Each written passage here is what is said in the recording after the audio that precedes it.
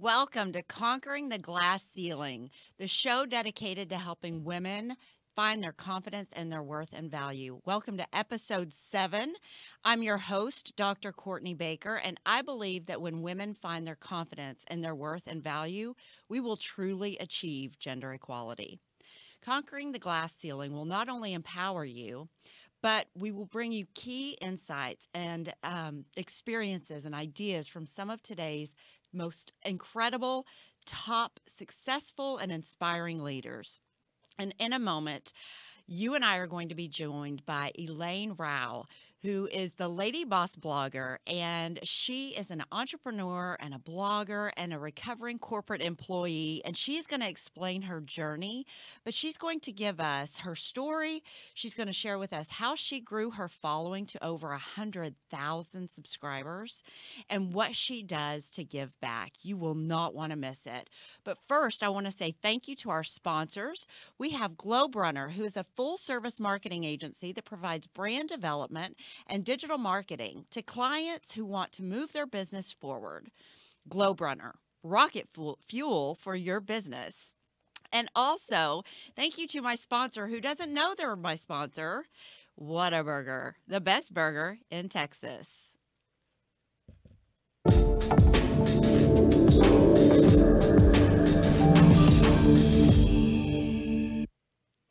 Guys, I am so excited to have our time today with Elaine Rau. She's LadyBoss Blogger. That's kind of hard to say, and I'm a speech therapist. Elaine, thank you so much for joining us. Tell us about your background and how you got here. Yeah, so I started off in the wedding industry. I worked from, I sold everything weddings. From wedding dresses, wedding venues, wedding photo and video. And I climbed the corporate ladder until I was the national wedding sales manager for a global company. And I loved it. It was amazing. The wedding industry itself, it's so romantic, it's dreamy, and it's truly an awesome place to work for sure. And then what happened? Then one day my husband called. Actually, he was my fiance at the time. He calls from overseas and he tells me that his brother had just been murdered. And I told my boss immediately. I was like, can I go see him? And he said no. So he wouldn't allow me to go bury his brother. He wouldn't allow me any time off because he said it would affect sales, it would affect work. And that was the exact moment when I realized that I had to get out of there. So I basically, long story short, I packed everything up in one bag or, a few suitcases and moved on to Honduras to be with my husband and his family. And it was really hard. Yeah. I had no plan. I had no job. My job was basically my life. And having just no stability and just uncertainty in every single aspect of your life is really crazy. And I didn't speak the language. I didn't understand the culture. I didn't know any of that. And so for me, how I coped with it was I started a blog. Because I wanted to be able to have something to focus on. Number one, I needed a purpose for I guess, life and what I was doing in general. And I also needed to connect with people who spoke my language. Yeah. Which, and not just people like random. Like I wanted to connect with women online who were doing incredible things, as well as women in business, because that's what I wanted to be. And I wanted to learn from other people who have done it, before me. So you moved from, was it Chicago that you were in, to Honduras? And then you landed, and it was, you basically knew your husband and his family, and that was it. Yes, yeah, but his family doesn't speak English. Oh, So, well, yeah, yeah. let's complicate things just a little bit more. Yeah, so it was interesting for sure. I mean, I learned a lot of Spanish. Bonus. Yes. So, wow. So you landed there, and how long did it take you from starting your blog from the time that you walked off the plane?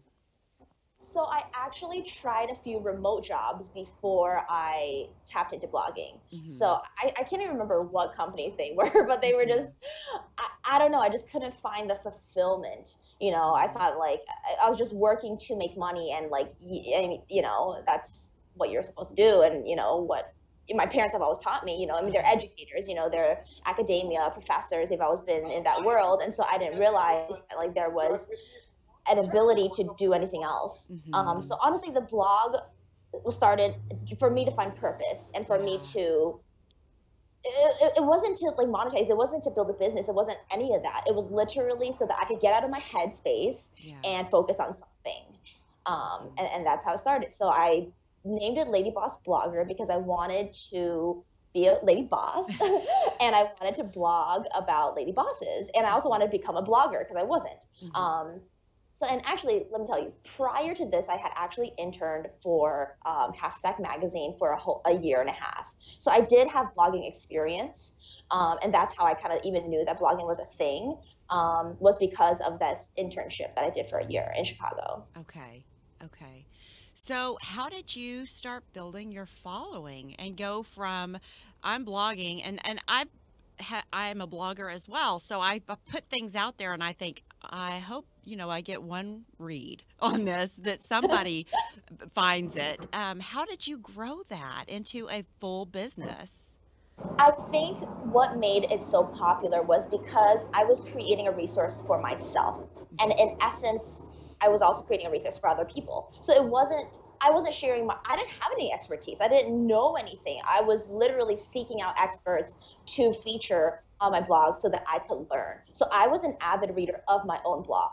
And Uh-huh. that is everything, how I learned everything about business. And so I think that was what ultimately, I guess, the collaborative experience, or instead of promoting it as in like promoting myself, I was promoting other people. Hmm. And so that collaborative experience made it really, really effective.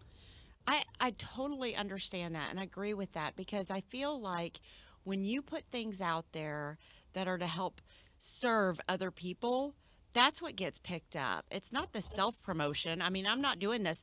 That's the whole purpose of this show is to give women a voice to hear other women to say, guess what? I had struggles. Here were my struggles, but here's how I overcame those. And that is why I love featuring people like you who have built this business and didn't set out to make themselves just an amazing business, but went out to serve other people. And that was your heart.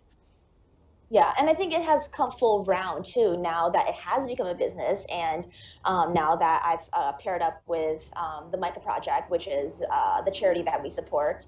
Hmm. So basically, every single blog post uh, basically helps them. So a portion of it's like $100 to post, and a portion of that goes towards whatever they want to spend it on. We just send it over to them Hmm. because we know the owner. He's awesome. His name is Michael Miller, and yeah, he can allocate the funds however he wants. But Uh-huh. yeah. So every blog that gets posted is $100. Hmm. And then that Yeah. goes to the Micah Project, which I'm so excited that you brought that up because I want to talk about what that is and how that ties into your husband's journey with his brother. Yeah. So my husband grew up on the streets of Honduras. His parents died when he was his dad died when he was 4, and his mom died when he was 7. Mm. So he and his brothers basically lived on the streets, and they were in and out of various cousins' houses and stuff like that. But the Micah Project basically picked him up when he was, I believe, around 16, 15, 16, and basically gave him a home, gave him education, gave him an ability to get someplace in life. And that's basically how that's how we got connected, because he was able to get an education. Therefore, he was able to, go to college, and that's where, I met my husband. And then, yeah. Yeah. So what does the Micah Project do? Yes. So they help street kids, street boys specifically, get off the streets. And it Yeah. So provides they education and food and like a shelter. house, and it's Yeah. an optional place, because the thing about orphanages in Honduras, like, they would prefer to be on the streets versus being in an orphanage, where you have rules and regulations. You just want to be free, like as any kid would, but there's a lot of dangers on the streets. Like the majority of them, they get, caught up in, sniffing yellow glue, because, they get hungry, and then they have to, somehow alleviate, their hunger pains. And so they start sniffing glue, and then it becomes addictive, and then it's a whole spiral down from there. So the Micah Project provides a safe haven, so to speak, for these kids, and they can choose if they want to stay or if they want to leave. So it's not like you're in here, you know what I mean? It's their choice. Wow. But, and I want to go back to the fact that you are successful, and you've created this resource, and so many people, I think, get to that level, and the ability to give back is there, but they don't always act on it. So I love that your heart is to really help the kids that were your husband. And the huge element has to do with my husband as well.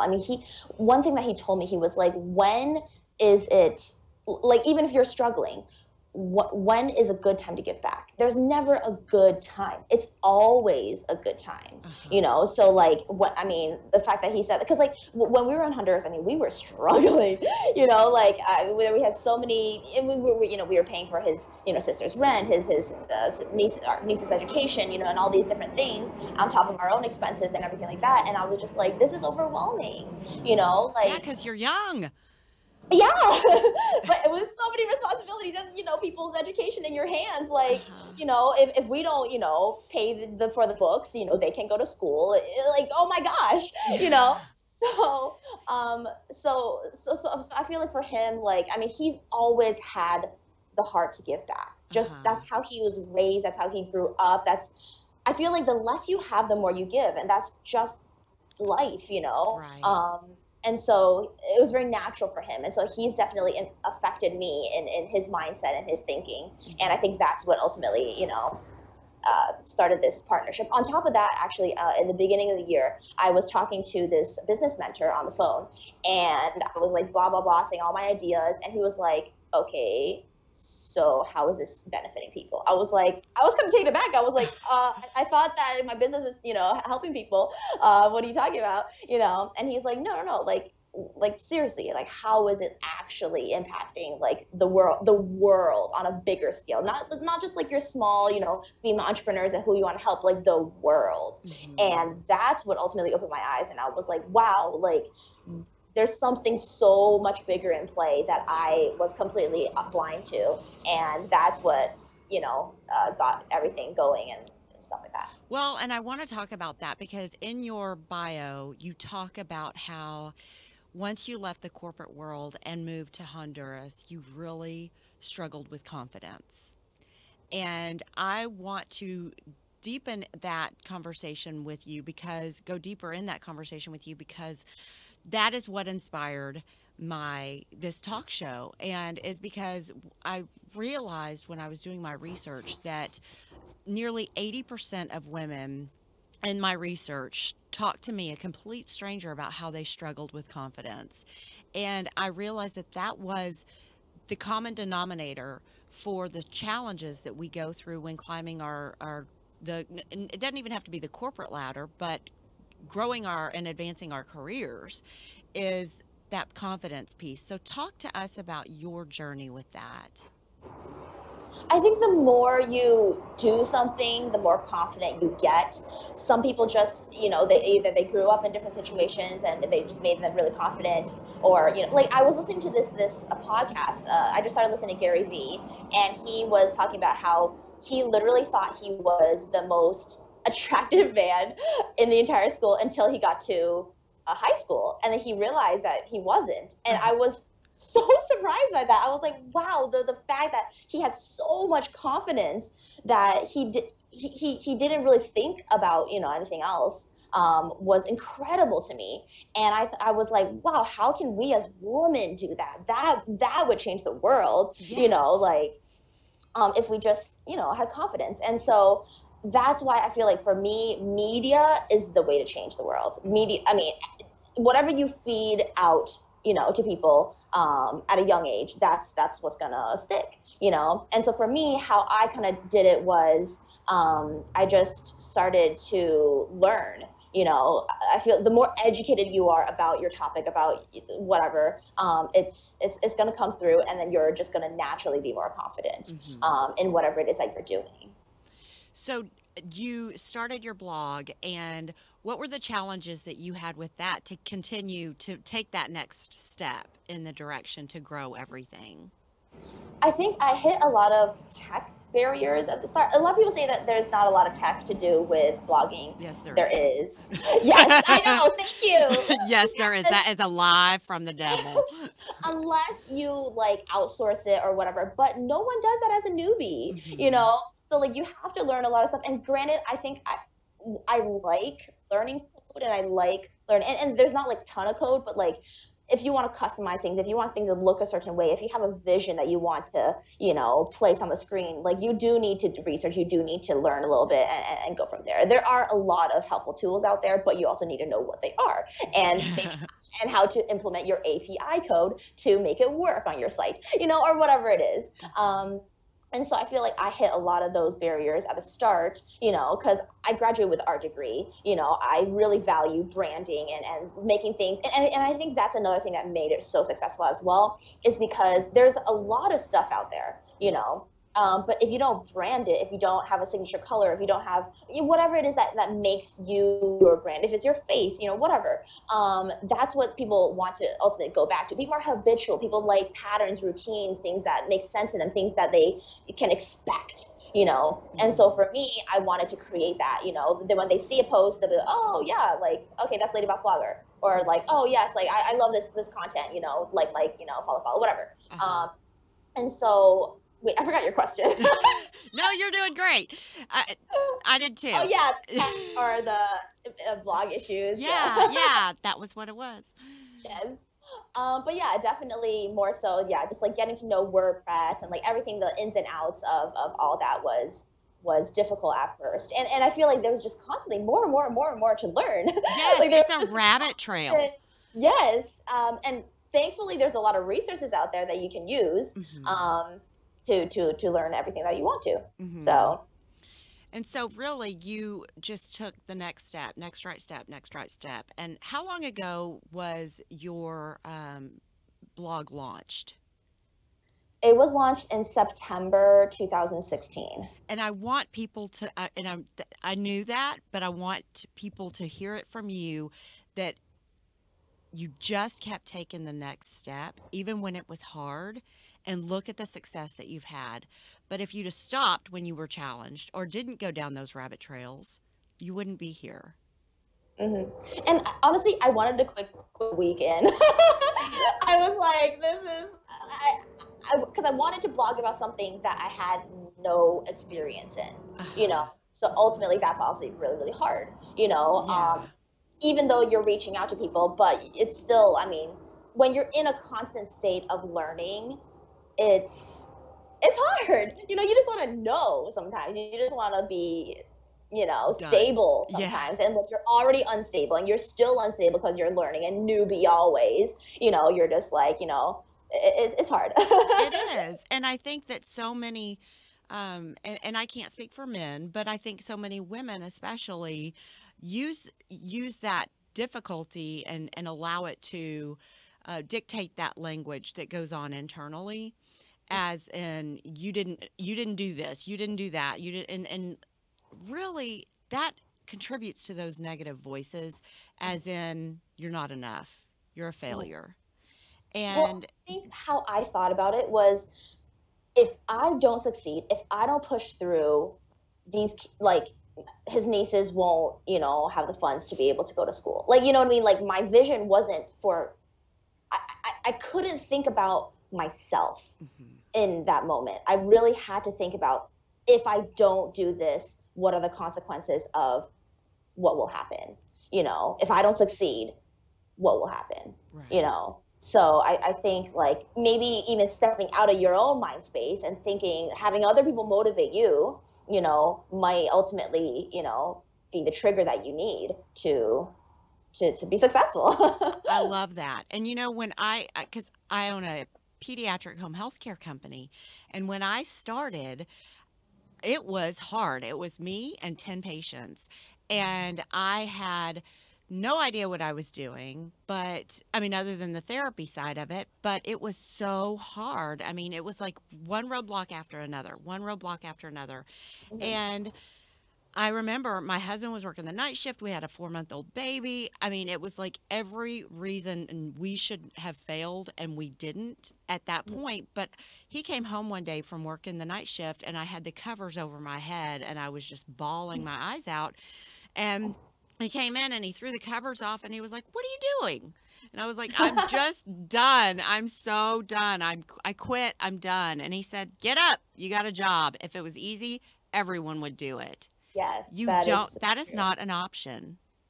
And I think that we look at that as optional sometimes. Mhm. So you are so right on about having another driver, which was your niece or all those kids in Honduras that depend on you now. How if you hadn't have done that next right thing, you wouldn't be able to support them now. Mhm. And I love that. So congratulations to you. So, what challenges are you facing now? Now, oh, sorry. One more thing about the other Sure. question. I think really what helped me as well, was that I got interns really early on, and that having somebody, like, almost like a team to be able to collaborate with, Hmm. on like a similar mission, was super super important. And all I did was post, career tab, and then people applied. So, I would say, if you're looking, for support, of somebody to support your mission, interns rock. Right now, I think about, oh man, I don't even know how many, because it's all, this is summer right now, so there's several, like 5 or 6 of them. Uh-huh. And they are, I mean, they're creating different content for me and different things like that, and you just feel so good when because not only are you helping them learn how to blog, learn how to, do certain tools or whatever, they're also helping you. It's a collaborative experience, as well as what collaborative experiences we're doing on the blog itself. So, um, having, because you can't invest in a team early on, but you can have interns. So that's another tip that I would give, if, I when love you're it. starting, or just even continuing on and wanting support. So, were these paid interns in the beginning? They worked on commission. Hmm. Because for me, I learned everything through internships. I learned how to blog with my 1 year internship. And actually, her platform was on blogger.com. It wasn't on WordPress. Uh-huh. But still, it was just like the whole experience. I feel like, I mean, with her, I met like Lauren Conrad, and I ate with Sarah Patempa. She's a celebrity hairstylist for the Victoria's Secret runway models. Talked to NFL player, like all these people, and I was like, whoa, like, this is cool. Like, how can I keep this going? Uh-huh. Or like, how do I connect to people via events and stuff like that? And yeah, so through that internship, I learned so much. Like, I mean, how to pitch collabs, how to, work with people, how to just everything in general. Hmm. So that's why I value internships so much, because I think if somebody is willing to work for free and work for free for a year, they will succeed. Yeah. Yeah. I mean, and put in that hard work. So you Mhm. posted it. Where did you post it? Like, I'm trying to give tactical strategies to our listeners. And so, because we do have a lot of entrepreneurs and solopreneurs. Yeah. So, and that's great advice. So tell I us. just posted it on my my blog, Uh-huh. like as one of the tabs, like home, career, Mm-hmm. contact, and then that was one of them. Uh-huh. But then sometimes I would also I think I might have posted it one time on like Facebook groups or something like that, like, hey, calling, looking for blogging interns, email me if you're interested, Mm-hmm. and stuff like that. But all like everything was on the website so that they could see what was required, what would it entail, and the commission was basically they would get a cut of whatever they sold on the blog. Mm-hmm. So when did you start monetizing your blog? In the It was beginning? actually a weekend, yeah. Uh-huh. Basically, I mean, having a sales background, I think really helps because you have, I guess, maybe that a thick skin of knowing that like not everyone's going to say yes, but Mm-hmm. also realistic expectations in regards to not like you're not just going to send 5 emails and then 5 people are going to say yes and pay you. Yeah. Like you have real expectations. And for me, like when you're starting, time is your asset. Like you literally have all the time in the world to do anything, and the only thing you should be doing is pitching and getting clients, right? Mm-hmm. And so I sent probably, I would look on Instagram and like find emails, to potential clients who fit my target demographic, and I would email them, and I probably emailed about like 100 people, and then I got 5 responses, and then one person said yes, and then Uh-huh. paid me.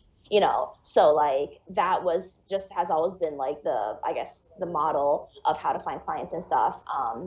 Just yeah, so basically, I mean, a week in, I was like, can I do this? Can I actually, because money obviously was a huge motivator, Mm-hmm. like yes, like it could be a hobby, but at that point I needed a job, you Yeah. know Well, you had um how many people counting on you to feed them? um uh like 2 nieces, 2 sisters, but I mean more one sister. Mm-hmm. But it's kind of grown Yeah. as you got along. Um, so yeah. So how long have you been back in Chicago? We moved back in August of this year. Okay. Okay, so almost a year. Hmm. And Has it been almost a year? Oh my god! I really just moved back. Like, so what's going on now? What now that you've moved back, what does life look like? I think that life or on the like blog. All of it. Okay. For the blog is definitely, I feel like I'm at that next stage where I feel like I can go and start. I'm no expert by any chance, but I do know a lot Uh-huh. now that I mean, having posted every single day for 365 days, and like literally being in the space, like, from when I wake up to when I sleep, I feel like I've acquired a lot of stuff, and I feel it's time to transition into, creating courses and doing more, collaborative work, like, being on more podcasts and stuff like that. And so, yeah, that's like the next phase, I think. And on top of that, actually, it's very ironic because I was called a blogger for the longest time, and I didn't write a single blog post. Uh-huh. I was more a publisher than anything, as I said, because I had nothing to say. But now I actually do have something to say, and I'm creating content for it now. Okay. So what does that look like? Is it once a week? Yeah, it's about once or twice a week that I Uh-huh. post new content. Actually today we posted the 5 stone walls that every new blogger runs into and how to move past them. It is a new post on the blog that I collaborated with my 2 interns, Mm-hmm. and wrote. It's really long. It's like maybe like 3,000 words or something like that. Uh-huh. Just packed full of stuff, like how do you, create consistent theme, or consistent content? How do you just anything that a new blogger needs to learn and wants to know how to, move past. Mm-hmm. We just created that. So once again, still collaborating, even though, I am writing content, but still also making it about, other people and how to include other people into that process. Uh-huh. So are you going to stay in the blogging space? Or are you going to, I know you said online courses. So is that something that you're in the process of creating right now? Yes, or just starting to. Uh-huh. I still think that is blogging, in a sense, because the blog is your space where you kind of like your home base, and then the courses, you sell on your blog to learn how to blog or how to, XYZ. So I feel like they all kind of go, coincide with one another. Well, so, okay, what challenges are you dealing with right now? Right now, just learning, I guess, what's the best way to implement everything, and how to just how to structure everything. Like I feel I know how to do it, but like I don't know what's like the best way to do it yet. And obviously that will come with doing it. Yeah. So yeah, I guess just figuring it out right now. Well, great. Well, if people want to know more about you and guest posting, then tell us how we can get in touch with you. Yeah, you can just email me at ladybossblogger@gmail.com, and you can just title it interview, or I want to be interviewed, or I want to guest post. But all the information is actually online as well. If you go to ladybossblogger.com, you can just click on how to get featured or click on guest post, and everything is on those tabs. And it's $100, and that goes straight back to the Micah Project. That's wonderful. Well, Elaine, thank you so much for your time. You have been amazing and just a wealth of information. So thank you so much. And I look forward to keeping in touch with you. Yeah, thanks. This is awesome. Thanks for having me on the show. Sure. Thank you. Have a great day. You too. Bye. Bye.